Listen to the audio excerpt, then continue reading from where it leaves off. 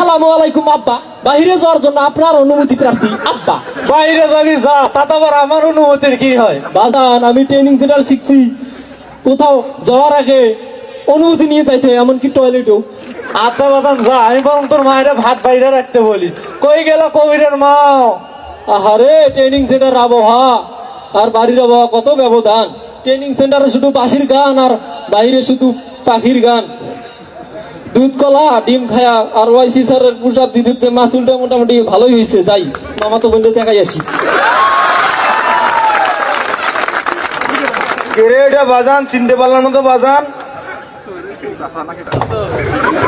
আসসালামু আলাইকুম চাচা। বক্ষ নাম্বার 1445, রিক্রুট মোহাম্মদ কবির হোসেন, আজিজ মন্ডলের ছোট ছেলে চাচা।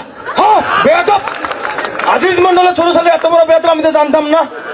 তোমার বাবা এই এলাকার একজন সম্মানী ব্যক্তি, আর তুমি কিনা তার ছেলে আমার মাথার উপর পা তুলে বলতেছো আসসালামু আলাইকুম চাচা, কেমন আছেন চাচা? চাচা আপনি এবার ভুল বুঝতেছেন। রাখো মিয়া তোমার ভুল। এই ভিজিটটা আমি তোমার বাবা আজিজ মন্ডলকেই দিব। দেখি আজিজ মন্ডলের ছেলে কত বড় হয়ে গেছে। যাও ভাই, তুমি কেন যাও। আসসালামু আলাইকুম চাচা। দেখছেন ভাই, দেখছেন তাও মাথার উপর পা ওঠা আছে ভাই। কেমন বেয়াদব আসিল ছোয়া ছোট। না না, সাওয়াল নিয়ে বড় চিন্তায় পড়ছি। এই ট্রেনিং সেন্টার থেকে এসে যে কি হলো না হলো কিছুই তো বুঝি না।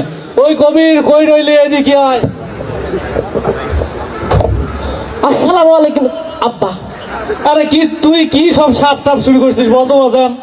বাজান হয়েছে কি, ট্রেনিং সেন্টারে থাকতে স্টাফদেরকে আসসালামু আলাইকুম স্টাফ, আসসালামু আলাইকুম স্টাফ কইতে কইতে বাপ কেটা স্টাফ কেটা কিছুই মাথায় খেলতেছে না বাজান। আর তুই তোর কবির সাথে কি করছিস বলতো বাজান? কেন বাজান?